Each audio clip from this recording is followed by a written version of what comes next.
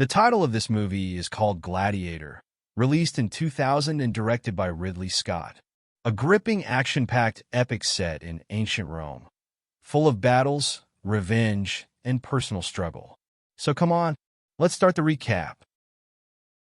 In 180 CE, after leading the Roman army to a victorious battle against the Germanic tribes, General Maximus plans to return home. However, Emperor Marcus reveals to Maximus that he believes his own son, Commodus, is unfit to rule and has chosen Maximus to succeed him as regent, aiming to restore the Roman Republic. Feeling betrayed by this decision, Commodus reacts with fury and secretly murders his father. After Commodus declares himself emperor, he demands Maximus's allegiance, but Maximus refuses. In response, he is arrested by the Praetorian Guards under the command of Quintus, who warns that both he and his family will die. Maximus manages to kill his captors. Though he's wounded, he still makes his way back to his home, only to discover that his wife and son have been executed. Devastated, he buries them before collapsing from his injuries.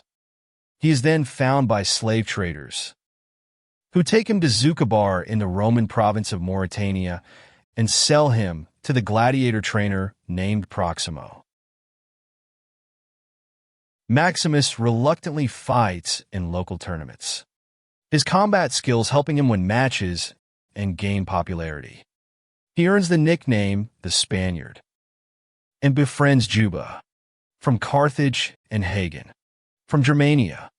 In Rome, Commodus organizes 150 days of gladiatorial games to commemorate his father and win the approval of the Roman public. Upon hearing this, Proximo reveals to Maximus that he was once a gladiator who was freed by Marcus, and advises him to win the crowd to gain his freedom. Proximo takes his gladiators to fight in Rome's Colosseum. Disguised in a masked helmet, Maximus debuts in the arena as a Carthaginian in a reenactment of the Battle of Zama. Unexpectedly, he leads his side to victory and wins the crowd's support. Commodus and his young nephew, Lucius, enter the Colosseum to offer their congratulations. Seeing Lucius, Maximus refrains from attacking Commodus, who orders him to reveal his identity. Maximus removes his helmet and declares his intent to seek vengeance. Commodus is compelled by the crowd and let Maximus live. That evening, Maximus is visited by Lucilla, his former lover and Commodus' sister. Distrusting her, Maximus refuses her help. Commodus arranges a fierce duel between Maximus and Tigris of Gaul, an undefeated gladiator. During the fight, several tigers are unleashed on Maximus, but he manages to defeat them.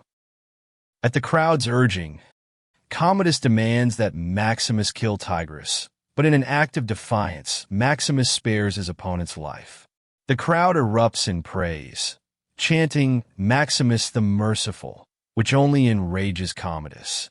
Seeking to provoke Maximus further, Commodus mocks him over the murder of his family, but Maximus resists the urge to strike him. Paranoid and fearing Maximus's growing influence, Commodus orders his advisor, Falco, to spy on every senator and refuses to have Maximus killed, worried that doing so would make him a martyr. Maximus learns from Cicero, his former orderly, that his old legions still remain loyal to him. He secretly meets with Lucilla and Gracchus, a powerful senator, and together they devise a plan to help Maximus escape Rome, join his legions in Ostia, and overthrow Commodus, restoring power to the Roman Senate. However, the Praetorians capture Gracchus. Later, Lucilla arranges a secret meeting with Maximus to finalize his escape plan, and they share a kiss. Commodus grows suspicious when his young son, Lucius, innocently hints at the conspiracy. In retaliation, Commodus threatens Lucilla, and Lucius then orders the Praetorians to attack the gladiators' barracks. In a brave act of self-sacrifice, Proximo and his men fight to allow Maximus to escape. Maximus is ultimately captured at the meeting point with Cicero, who is killed in the process. Commodus demands that Lucilla bear him an heir. To regain favor with the public, he challenges Maximus to a duel in the Colosseum, secretly stabbing him beforehand to gain the upper hand. Despite the wound, Maximus manages to disarm Commodus during the fight. When Quintus and the Praetorians refuse to intervene, Commodus reveals a concealed knife.